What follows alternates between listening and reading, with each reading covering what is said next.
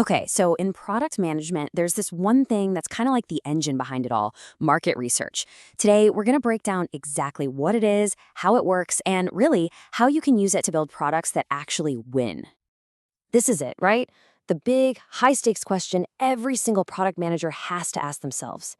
And look, the answer isn't as simple as just having a great idea or the most talented engineers. Let's be real, the market is an absolute graveyard of brilliant products that nobody ever wanted. So, what's the secret sauce?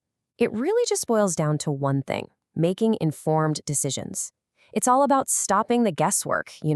It's swapping out those I think assumptions with cold, hard evidence and turning that gut feeling into real insight. Okay, so if that's the goal, how do you actually build this engine for making those smart decisions? Well, it all starts with really understanding the world you're playing in. And this is your compass. Market research, it's not a one and done thing. It's this continuous process. Like you've always got your ear to the ground, listening to the market. That's how you navigate the path forward and, maybe more importantly, avoid those super costly wrong turns. Now, in the B2B world, wow, the stakes get even higher. We're not talking about someone just buying an app they like. Enterprise buyers, they are driven by deep core business needs. They're asking, will this reduce our costs? Will this make us more efficient? Will this make us more secure? Ultimately, what they're really looking for is a partner that gives them a genuine competitive edge. And research? That's how you get inside their heads and figure all that out. Honestly, a really solid research process is like your superpower. For one, it validates your ideas, right? So you don't waste a ton of money building the wrong thing. It's also kind of like a treasure map for finding new growth opportunities nobody else sees. It keeps you on the right path when you're making big calls on features and pricing. And maybe most importantly, it's how you build stuff people absolutely love, the kind of products that create super loyal customers. All right, let's get practical. Let's talk about the actual tools you're going to use to get these insights. And just a heads up, there's no magic bullet here. It's all about picking the right tool for the right job. The best way to think about this is like a toolkit. You wouldn't use a hammer to tighten a screw.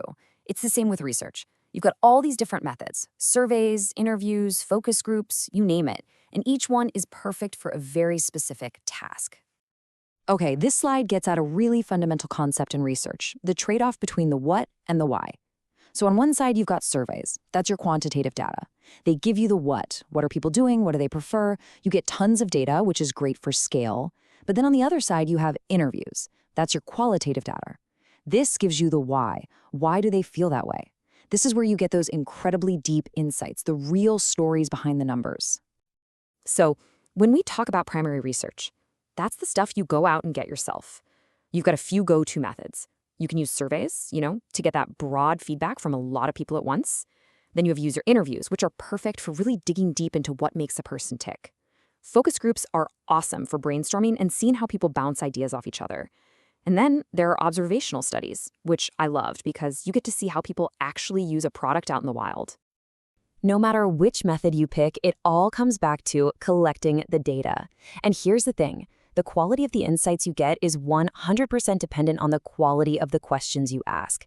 Even for something as simple as a survey, it has to be super clear, to the point, and totally neutral. Otherwise, you're just going to bias the answers you get back. But look, collecting all that data, that's just step one. The real magic, the fun part, happens when you start analyzing it. This is where you take all those raw numbers, all those interview transcripts, and you turn them into something actionable. You're like a detective, looking for the patterns, the trends, the hidden stories that nobody else can see. And your analysis isn't just about your own users, right? You have to look at the whole market. And that's where a fantastic tool like competitive analysis comes into play. A simple SWOT analysis, you've probably seen it. It helps you map out your own strengths and weaknesses against the opportunities and threats out there in the market. It's such a fundamental step for figuring out how to position your product to actually win. Okay, so you've got all these amazing insights. That's great. But an insight sitting in a report doesn't help anyone. Turning it into action is what really, truly matters. So the big question is, how do you bridge that gap? How do you connect what you learned to the actual decisions you make about the product? Well, first things first, you have to put yourself in your B2B customers' shoes. You got to see the world through their eyes. And their needs are layered, they're complex. It starts with the basics, like make my team more efficient, and it goes all the way up to be my strategic partner. Figuring out exactly where your product fits on that ladder is absolutely key to connecting with them. And here's the bottom line. Your research should be the guiding star for every single major decision you make. We're talking about what features do we build next? How much should we charge for this? What does our long-term roadmap even look like? How do we talk about our product so people listen? How do we make it easier to use? Every single one of those questions should have an answer that comes straight from the data, not from a guest in a conference room. And it's so important to remember this. The end goal here isn't just a spreadsheet full of data points. It's about finding the human story hiding inside all that information. It's about deeply understanding the frustrations, the hopes, the goals of your users, so you can build something that genuinely makes their lives better. And when you do that, the business growth follows. Okay, this brings us to what might be the single most important thing to remember about all of this. Market research, it's not a phase. It's not something you just finish. It's not a box you check on a project plan before the developers start writing code. Think about it. The market is always moving, your competitors are always making moves, and your customers' needs are always shifting. So Create product management isn't about doing research, it's about being in a constant conversation with your market. And this feedback loop is absolutely essential through the entire life of a product. Way back in the discovery phase, when you're just looking for unmet needs, during development, when you're getting feedback on prototypes, at launch, when you're measuring how satisfied people are, and even years later during the growth phase, you're monitoring trends and looking for what's next.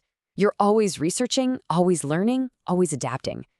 That is the difference between a good product and a truly great one. So at the end of the day, the market is constantly talking to you. It's always giving you data. The question is, are you just hearing a bunch of noise, or are you using the right tools and frameworks to really listen, to tune into those valuable insights that are going to lead your product straight to success?